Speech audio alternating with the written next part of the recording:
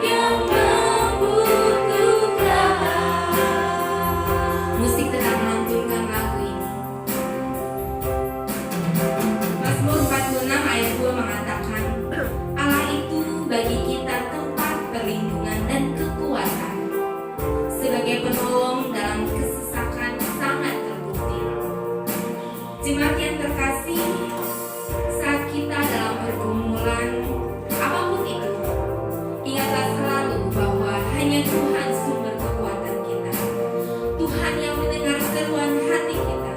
Karena itu, datanglah dan carilah Dia.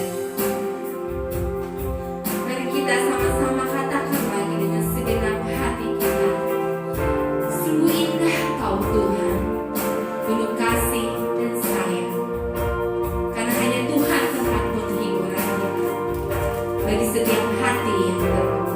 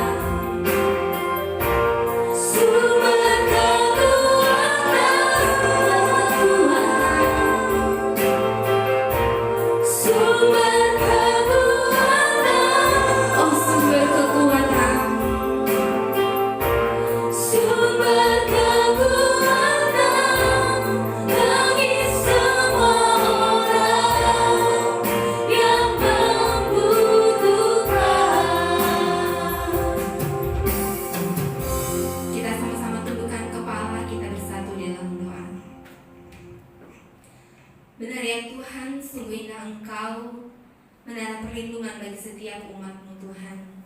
Kami datang di hadirat-Mu saat ini Tuhan, biarlah Engkau sendiri yang memimpin ibadah kami dari awal pertengahan hingga berakhir dengan baik. Mari Tuhan, layakan kami untuk memuji, memuliakan nama-Mu, bahkan sebentar kami mendengarkan kebenaran firman-Mu. Hanya di dalam nama Anak Yesus Kristus kami berdoa dan mengucap syukur. Amin. Jemaat masih dalam keadaan berdiri, kita akan membaca pembacaan Alkitab. Kita akan baca secara bergantian. Pembacaan firman Tuhan yang terambil dari Keluaran 25 ayat 16 sampai yang ke-22. Demikianlah firman Tuhan. Dalam tabut itu haruslah kau taruh loh hukum yang akan kuberikan kepadamu. Juga engkau harus membuat tutup pendamaian dari emas murni, 2,5 hasta panjangnya dan 1,5 hasta lebarnya. Dan haruslah kau buat 2 kerup dari emas. Kau buatlah itu dari emas tempaan pada kedua ujung tutup pendamaian itu.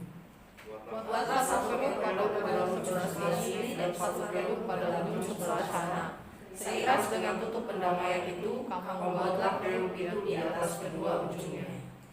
Kerub-kerub itu harus mengembangkan kedua sayapnya ke atas, sedang sayap-sayapnya menudungi tutup pendamaian itu, dan mukanya menghadap kepada masing-masing. Kepada tutup pendamaian itulah harus menghadap muka kerub-kerub itu. Maka kalau tutup pendamaian itu di atas tabut, dan dalam tabut itu engkau harus menaruh hukum yang akan kuberikan kepadamu. Kita baca bersama. Dan di sana aku akan bertemu dengan engkau, dan dari atas tutup pendamaian itu, dari antara kedua kerub yang di atas tabut hukum itu, aku akan berbicara dengan engkau tentang segala sesuatu yang akan kuperintahkan kepadamu untuk disampaikan kepada orang Israel. Terima kasih, jemaat boleh kembali duduk. Muliakan Tuhan dengan nyanyianmu, dengan perkataanmu dan dengan perbuatanmu, sebab hanya Tuhanlah yang layak dimuliakan. Tiada seperti Allah kita, dan biarlah semua yang bernafas tak berhenti menyembah dan memuji Dia. Yesusku, penyelamatku, tiada yang seperti Engkau.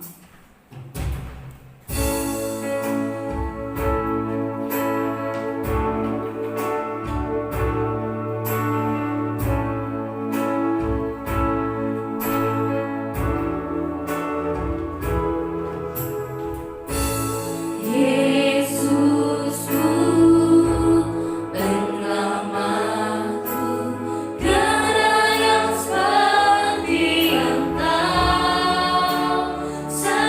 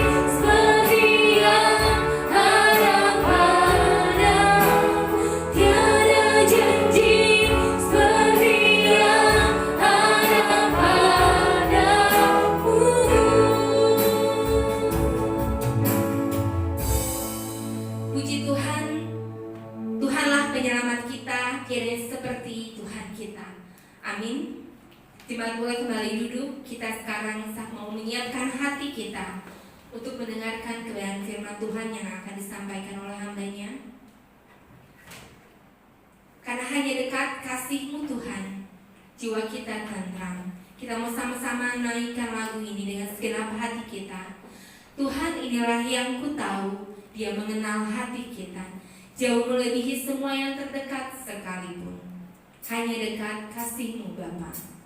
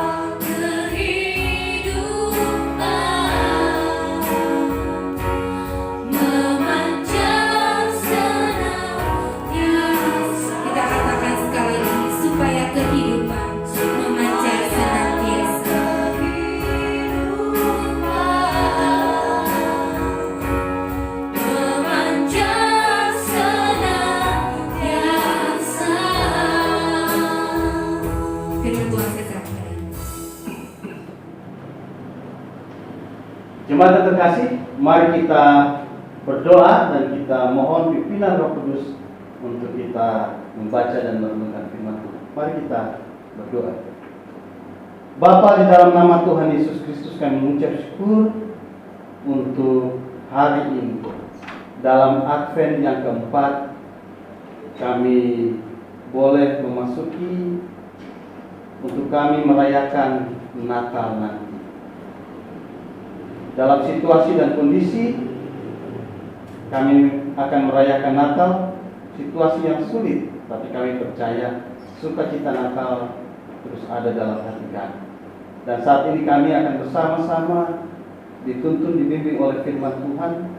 Kiranya Roh Kudus memimpin kami, menerangi hati dan pikiran kami supaya kami dapat memahami firman Tuhan dan kami dapat melakukan dalam hidup kami setiap hari. Pimpin kami ya Tuhan, dalam nama Yesus. Amin. Firman Tuhan pada kita tadi sudah dibacakan di dalam Keluaran pasal 25. Keluaran pasal 25.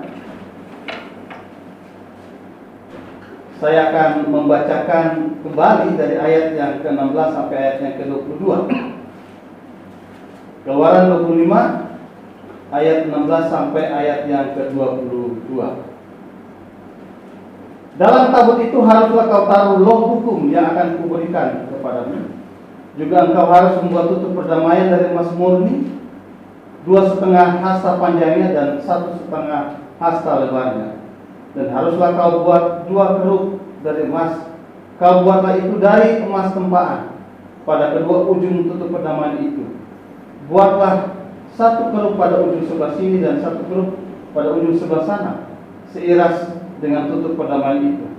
Kau buatlah kerup itu di atas kedua ujungnya. Kerup-kerup itu haruslah mengembangkan kedua sayapnya ke atas, sedang yang sayap-sayapnya mendudung tutup perdamaian itu, dan mukanya menghadap kepada masing-masing. Kepada tutup perdamaian itulah harus menghadap muka kerup-kerup itu. Haruslah kau letakkan tutup perdamaian itu di atas tabut, dan dalam tabut itu engkau harus menaruh loh hukum yang akan kuberikan kepadamu. Dan di sanalah aku akan bertemu dengan engkau, dan dari atas tutup perdamaian itu, dari antara kedua kerup yang ada di atas tabut hukum itu, aku akan berbicara dengan engkau tentang segala sesuatu yang akan kuperintahkan kepadamu untuk disampaikan kepada orang Israel. Demikianlah firman Tuhan yang berbahagia kita yang terus membaca Alkitab yang adalah firman Tuhan, merenungkan, memelihara dalam setiap langkah hidup kita. Maranatha. Shalom jemaat terkasih. Kita bertemu lagi dalam situasi seperti ini yang ada di gereja maupun jemaat yang ada di rumah. Memang situasi yang sulit, tapi itu tidak membuat kita tetap bersemangat untuk beribadah. Minggu ini Advent yang keempat dalam liturgi gereja. Kalau minggu yang lalu, minggu ketiga itu minggu joy atau sukacita. Minggu ini adalah minggu peace, damai. Damai karena sebentar lagi kita akan merayakan Natal, merayakan Yesus Tuhan kita, Sang Raja Damai. Dia yang memberikan damai bagi kita semua, mendamaikan kita dengan Allah. Kita bisa baca itu di Roma pasal 3 ayat 25, bahwa Yesuslah pendamaian kita. Hari ini kita membahas topik yang menarik sekali, yaitu tutup perdamaian. Tadi kita sudah baca, tutup perdamaian adalah bagian atas dari tabut perjanjian Allah. Di sana ada 2 kerup yang mengembangkan sayapnya dan mukanya menatap bagian lantainya atau tutup perdamaian itu. Jadi kedua kerupnya itu saling mengembangkan sayap dan melihat tutup perdamaian, dan terbuat dari emas murni. Tabut perjanjian Allah itu terakhir kali dicatat di Alkitab itu di 2 Tawarik pasal 35 ayat 3, zaman Raja Yosia. Setelah itu catatan tentang tabut perjanjian Allah itu sudah tidak ada lagi.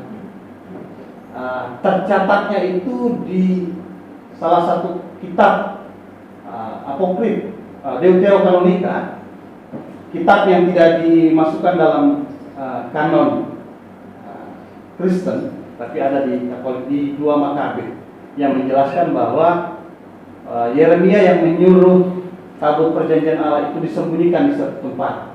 Tapi di Alkitab kita yang kita terima itu catatannya terakhir di 2 Tawarik 35 ayat 3. Setelah itu sepertinya tabut perjanjian Allah itu menghilang, tidak ditemukan. Ada yang mengatakan ada di Ethiopia, ada di Armenia, macam-macam. Ada yang bilang di Golgota, macam-macam. Tapi tidak bisa dibuktikan. Mengapa tabut perjanjian Allah hilang? Dan mengapa juga saya pikir baik Allah kenapa juga dihancurkan? Menurut saya, supaya orang Israel tidak mengkultuskan tempat dan juga tidak mengkultuskan benda-benda. Karena berbahaya sekali. Karena misalnya tabut perjanjian Allah kali itu kalau ada, itu zaman Musa, secara khusus zaman Musa, zaman Daud saja, itu begitu orang salah sedikit, maka dia akan mati. Ada di film Indiana Jones ya, Ark kalau nggak salah itu, begitu dibuka semuanya mati kecuali yang tutup matanya. Tapi itu hanya cerita. Jadi tabut perjanjian Allah itu sudah hilang, dan saya pikir tidak penting-penting amat untuk kita percaya. Itu ada, kalaupun ditemukan hanya sebagai sebuah benda berbekalan bahwa dulu ada. Apa yang penting dari pemberitaan tentang tabut perdamaian? Tabut perdamaian yang pertama fungsinya adalah menutup tabut perjanjian itu, karena di dalamnya ada tongkat Harun, ada 2 loh batu, dan ada roti mana. Bukan roti mana ya, mana. Kalau roti mana berarti mana yang sudah jadi roti. Jadi mana yang berupa seperti biji ketumbar itu disimpan di dalam tabut perjanjian.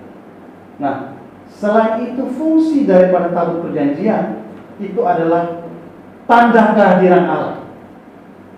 Jadi Musa atau para imam, secara khusus para imam, ketika mereka mau mempersembahkan kurban, mereka ada di ruang Maha Kudus. Di sanalah mereka menaikkan doa, membakar ukupan, dan kemudian mereka berbicara dengan Tuhan di sana. Secara khusus untuk Musa saat itu, Musa datang di dalam ruang Maha Suci dan berbicara melalui tabut perjanjian, secara khusus tutup perdamaian. Yang kedua, tutup perdamaian itu fungsinya untuk menunjukkan bahwa orang Israel harus memuji Tuhan, karena Tuhan bertahta di atas kerub-kerub. Jadi dilambangkan 2 kerub yang bertunduk dan menatap kepada tutup perdamaian, dan terbuat dari emas murni, menunjukkan kemuliaan Tuhan. Ya, Tuhan harus diagungkan dengan penuh kerendahan, harus tunduk kepada Allah. Kemudian yang ketiga, tutup perdamaian memiliki makna bahwa itu adalah tanda perdamaian dengan Tuhan. Setiap tahun orang Israel ada namanya upacara pendamaian atau Yom Kippur. Kata tutup perdamaian sendiri artinya kaporit. Mungkin ini yang menunjukkan akhirnya ada benda yang namanya kaporit ya. Jadi pembersih, Kippur, pendamai. Jadi tabut ini ketika hari raya Yom Kippur, imam nanti akan membawa darah dan dia memercik ke tutup perdamaian. Begitu terpercik, itu menunjukkan bahwa umat Israel yang berdosa didamaikan dengan Allah. Jadi ada penebusan dosa, ada perdamaian dengan Allah. Jadi itu 3 makna dari tabut Allah, secara khusus tutup perdamaian. Namun kalau kita membaca di Ibrani pasal 9 dan 10, di sana menjelaskan bahwa apa yang dilakukan di dalam perjanjian lama, baik itu mengenai kemah suci, mengenai upacara, juga mengenai tabut perjanjian dan tutup perdamaian, Semuanya itu merupakan sebuah kiasan ke satu titik. Hanya merupakan sebuah kiasan kepada satu tokoh utama. Siapa itu? Dialah Yesus Kristus yang akan kita rayakan kedatangannya 25 Desember nanti.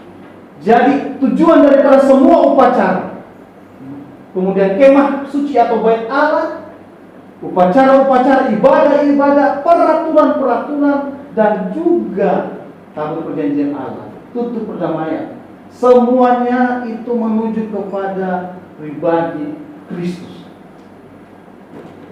Saya mungkin berpikir kenapa bait Allah dihancurkan dan juga semua peralatan-peralatan itu, khususnya tabut perjanjian dihancurkan. Satu-satunya supaya mungkin menurut saya agar orang Israel matanya, hatinya tidak lagi tertuju kepada bait Allah yang secara fisik, ataupun tabut perjanjian Allah yang secara fisik, ataupun tutup perdamaian yang secara fisik, tapi mereka menatap pada sesuatu. Semuanya hilang sehingga mereka mempunyai pengharapan akan satu, yaitu pada Kristus. Walaupun orang Israel tidak menerima, penulis Ibrani menjelaskan semua upacara-upacara, peralatan-peralatan, dan dia mengatakan bahwa itu kiasan dan semuanya dipenuhi di dalam Kristus. Kristus adalah imam sekaligus kurban. Jadi dia datang mempersembahkan kurban dan kurbannya adalah dia. Dan semua yang dilakukan oleh orang Israel berhubungan dengan ibadah itu semua nyata di dalam Kristus. Karena itu kalau kita melihat kembali hubungan antara perjanjian lama dan perjanjian baru, mata kita seharusnya menatap kepada tokoh sentral, yaitu Kristus sendiri. Saya mau jelaskan gambaran semua benda secara khusus dalam tabut perjanjian. Itu semuanya ternyata ada di dalam Kristus. Yang pertama, tongkat Harun. Mungkin itu menunjukkan kuasa Allah. Bukankah Kristus pernyataan kuasa Allah yang nyata? Dua loh batu itu menunjukkan firman Allah, aturan-aturan Allah. Bukankah Kristus telah memenuhi itu semua? Bahwa dalam Kristus firman dan peraturannya ada di sana. Mana sebagai makanan bagi orang Israel, itu juga ada di dalam Kristus. Yesuslah makanan rohani kita. Ketika Tuhan Yesus dicobai di padang gurun, dia berkata, mengutiplah dari perjanjian lama, manusia bukan makan hanya dari roti saja. Roti yang ditujukan adalah roti mana yang diberikan Tuhan di padang gurun, bukan dari roti, tetapi firman Allah yang keluar dari mulut Allah. Itu yang memberikan makanan buat kita, kekuatan. Kemudian tanda-tanda secara rohani dari tutup perdamaian yang menunjukkan kehadiran Tuhan. Bukankah Kristus adalah Allah yang Immanuel, Allah yang menyertai dan hadir bersama-sama dengan kita.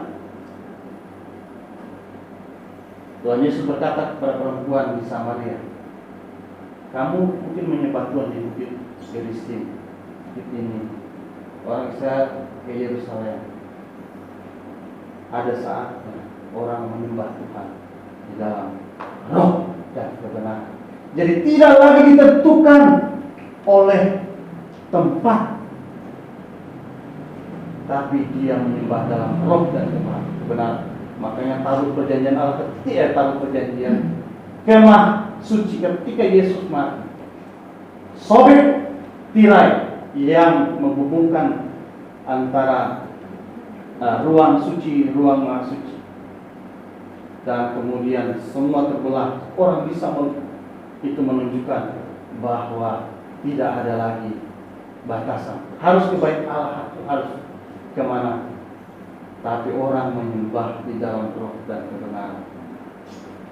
Kemudian bahwa tutup perdamaian itu tanda perdamaian manusia dengan Tuhan. Bukankah dengan percikan darah Kristus di kayu salib manusia telah didamaikan dengan Allah? Jadi semua itu sudah ada di dalam Kristus. Saya mau mengatakan bahwa tabut perjanjian Allah sebenarnya sudah ditemukan. Bait suci yang katanya mau dibangun kembali, entah kapan ya. Katanya kalau dengan dibangunnya bait Allah, nanti Yesus datang. Pada zaman ini jadi orang Israel lagi cari tempat yang tepat. Dan menurutnya tempatnya itu di bawah masjid. Masjid apa ya saya lupa ya. Di Yerusalem itu. Katanya di bawah. Katanya dengan dibangun itu nanti Yesus datang. Kalau menurut saya nggak penting. Yesus pernah berkata, rombak bait Allah itu saya membangunnya dalam 3 hari. Dan Tuhan Yesus menunjukkan kepada tubuhnya sendiri. Jadi tabut perjanjian Allah maupun bait Allah sebenarnya sudah ditemukan. Di mana itu? Di dalam Yesus Kristus Tuhan. Semuanya ada di sana. Anda mau bertemu dengan Tuhan langsung di dalam Kristus. Anda mau memperdamaikan diri dengan Tuhan, tidak mungkin diri sendiri. Datanglah di dalam Kristus. Anda mau cari firman Tuhan, datang pada Kristus. Kuasa, datang pada Kristus. Makanan baik jasmani dan rohani, datang kepada Kristus. Jemaat yang terkasih, suasana saat ini mungkin juga menunjukkan kepada kita bahwa kita tidak tergantung dengan tempat. Kita bersyukur dengan adanya peralatan digital, dengan adanya internet, itu bisa menghubungkan kita dimanapun kita berada. Namun yang paling penting bukan peralatan ini, tapi hati, pikiran kita. Ketika kita tertuju pada Kristus, kita telah disatukan satu sama lain di dalam iman pada Kristus. Nah, yang paling penting yang tidak boleh dilupakan sekarang adalah apa yang sudah kita terima. Kristus, kita sudah mendapatkan itu. Kalau kita sudah mendapatkan itu, terus selesai. Oh, yang penting saya menikmati kehadiran Tuhan, perdamaian dengan Tuhan, kuasa Tuhan. Saya menyanyikan pujian bagi Tuhan. Apakah hanya itu saja? Tuhan Yesus dengan tegas mengatakan bahwa sebagai umat yang telah menerima itu, harusnya kita pun menghadirkan damai, menghadirkan puji-pujian, menghadirkan karya Tuhan pada orang lain melalui hidup kita. Jadi kita yang sudah dibaharui, kita yang sudah didamaikan dengan Tuhan, mari kita nyatakan itu kepada orang lain, supaya orang lain juga bisa merasakan damainya, merasakan kehadiran Tuhan, menyatakan puji-pujian pada Tuhan seperti yang kita alami. Jadi, gimana? Hadirkan Kristus, damai itu di dalam hidup kita. Hadirkan puji-pujian. Kan kalau Rasul Paulus bilang, bersukacitalah senantiasa, hendaklah hidupku penuh dengan ucapan syukur, naikkan puji-pujian dan doa. Nyatakan itu. Hadirkan Tuhan di dalam keluarga, paling dekat dengan kita. Biar hadirkan Tuhan di dalam keluarga.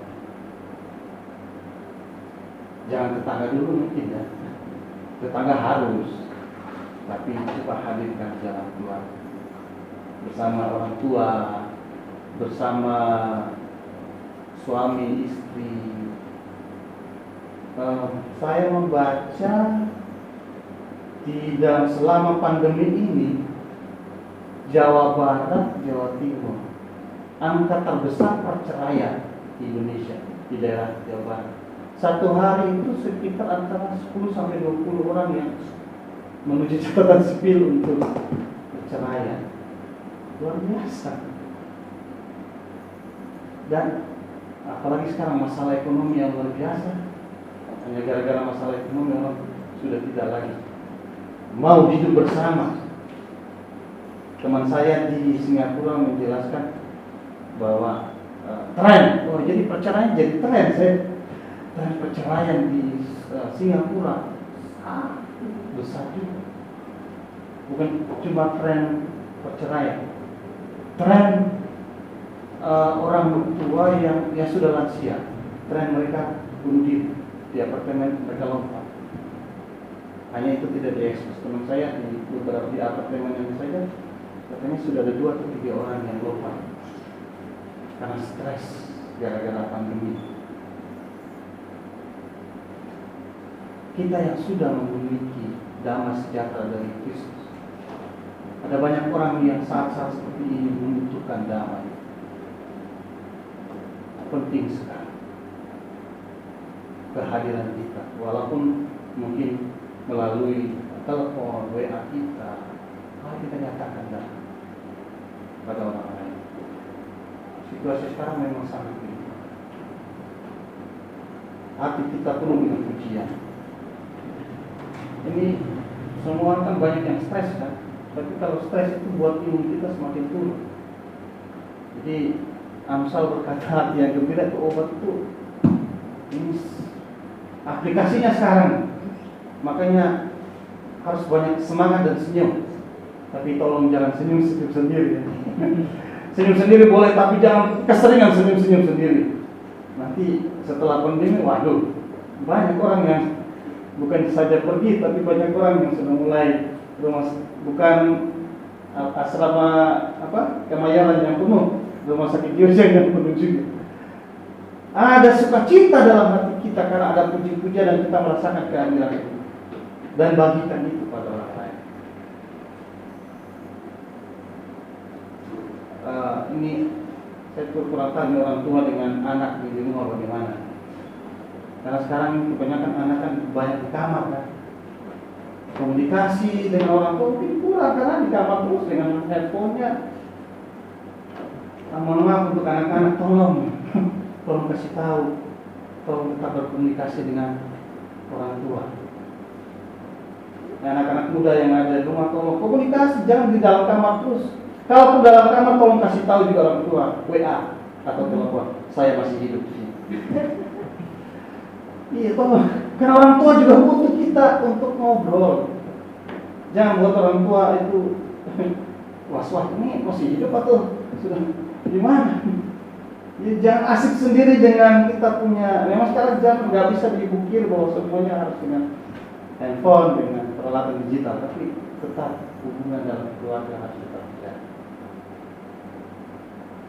Jemaat yang terkasih, mari hadirkan Kristus, hadirkan damai, hadirkan puji-pujian dalam hidup kita. Karena kita sudah punya itu dalam hidup kita. Baik itu orang tua yang sedang bekerja, nyatakan itu di dalam pekerjaan kita. Hadirkan damai, hadirkan sukacita, hadirkan Tuhan di dalam pekerjaan kita. Karena itu biarlah dengan merenungkan tentang tutup perdamaian, kita semua arahkan pandangan kita pada tutup perdamaian yang sejati, yaitu Kristus sendiri.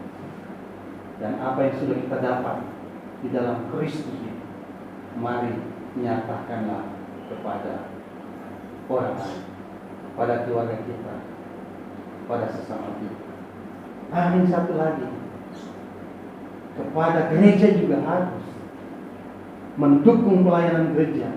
Saya bersyukur di sini anak-anak muda luar biasa dengan peralatan sederhana melakukan ini. Gereja masih tetap membutuhkan, karena itu bantulah. Bagi yang ada di rumah, jemaat, doa dan penting. Saat ini jujur saja, dan atau gereja kan berkurang, harus jujur. Persembahan kan kurang. Kalau kita punya berkat, jangan tutup hati dan dompet kita untuk berbagi. Nanti saya pernah bilang di sini, atau cerita di sini, teman saya, rekan saya, pendeta, ya, dia punya dapat berkat, dia bisa ke Wittenberg, tempatnya Martin Luther. Dia pergi ke rumah Martin Luther. Dia menceritakan begini, di salah satu dinding di rumah Martin Luther, di sana ada tulisan yang menarik. Orang percaya itu harus bertobat otaknya, bertobat hatinya, dan bertobat dompet. Dan yang paling sulit bertobat adalah dompet. Ya, kalau mau salahin teman saya, karena dia pergi cerita, saya hanya kasih tahu saja ya. Teman saya mengatakan begitu.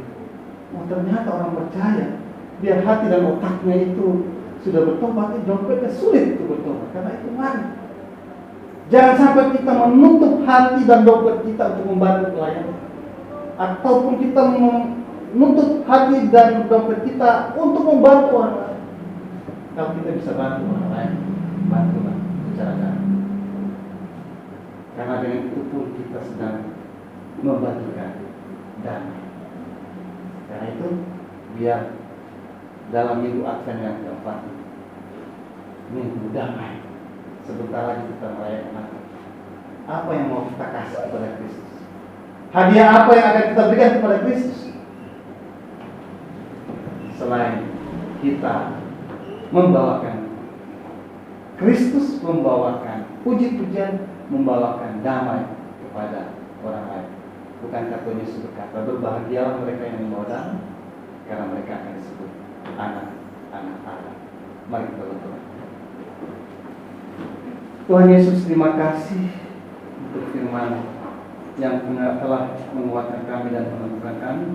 Di tengah-tengah kami menantikan untuk kami merayakan Kristus yang lahir bagi kami. Kami menantikan juga kedatangan Kristus, Yesus yang nanti tidak datang lagi sebagai bayi, tapi sebagai hakim dan raja agung, raja damai sejahtera. Kami menantikan itu.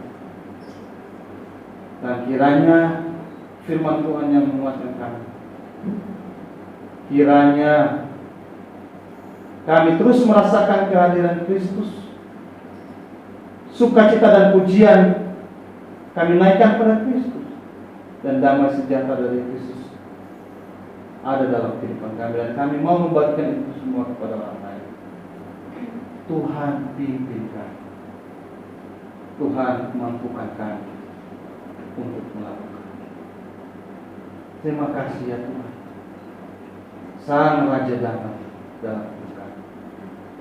Pimpin kami sebagai alat membawa damai dimanapun kami berada. Dalam nama Yesus. Terima kasih sekali lagi untuk firman Tuhan yang telah disampaikan oleh hamba-Nya. Boleh memberkati kita secara khusus dalam memasuki minggu Advent yang keempat ini. Dan respon firman Tuhan, mari kita berdiri bersama untuk mengikirkan pengakuan iman rasuli bersama dengan gereja Tuhan di sepanjang tempat dan abad. Pengakuan iman rasuli yang bunyinya demikian. Aku percaya kepada Allah, Bapa yang Maha Kuasa, Khalik langit dan bumi, dan kepada Yesus Kristus, Anaknya yang tunggal Tuhan kita, yang dikandung daripada Roh Kudus, yang ditasik di bawah pemerintahan Pontius Pilatus, disalibkan, mati, dihidupkan, turun ke dalam kerajaan maut, pada hari yang ketiga bangkit dari antara mati, naik ke surga, sebelah Allah Bapa yang Maha Kuasa, dan dari sana Dia akan datang untuk menghakimi orang hidup dan mati. Aku percaya kepada Roh Kudus, gereja yang kudus dan Allah, persekutuan kudus, pengampunan dosa, kebangkitan tubuh, dan hidup yang kekal. Amin. Jemaat yang terkasih, saat ini kita akan memberikan persembahan. Kita akan memberikan persembahan secara bergantian dengan maju ke depan. Kita mau menaikkan pujian. dengan hati bersyukur pada Allah yang hidup. Syukur kuberikan karena anaknya Yesus Kristus.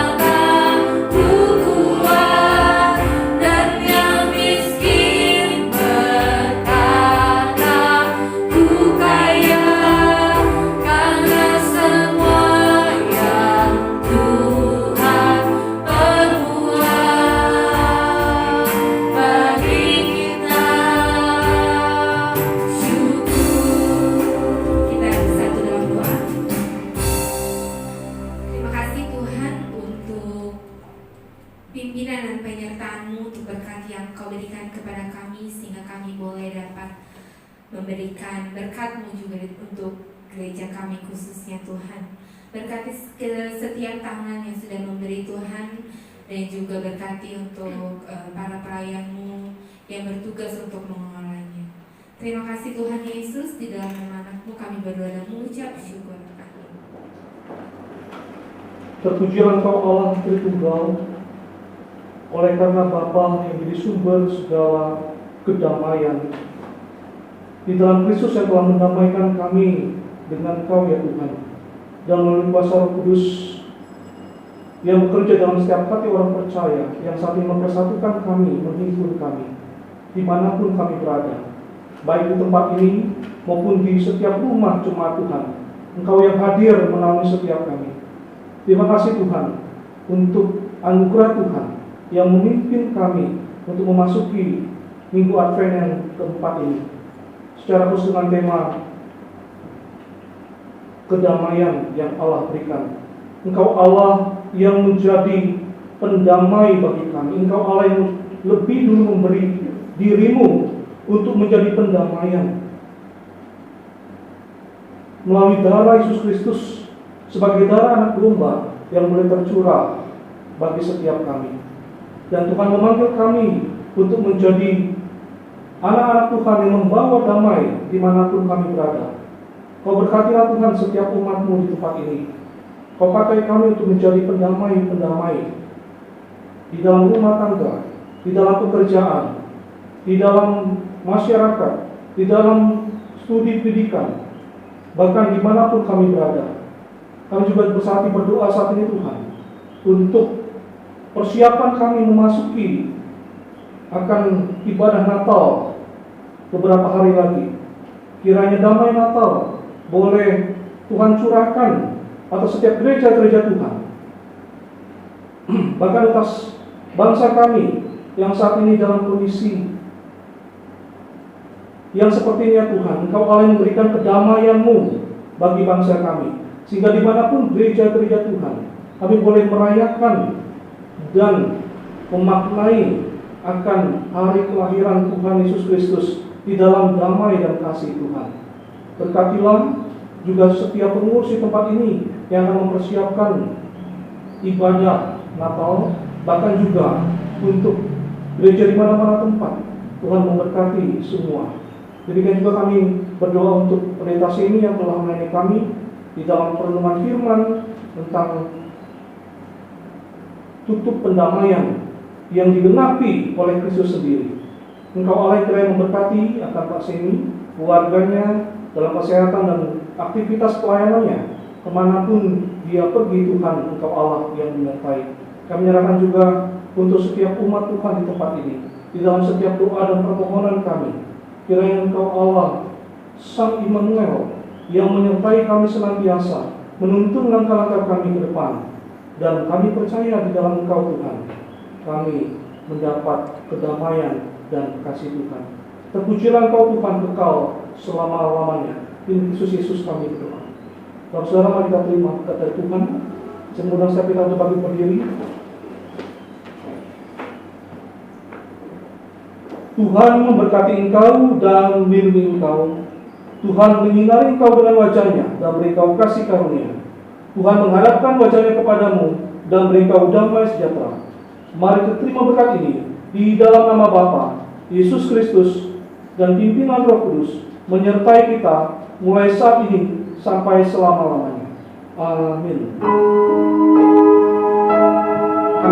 Bagi Bapa, Anak, dan Roh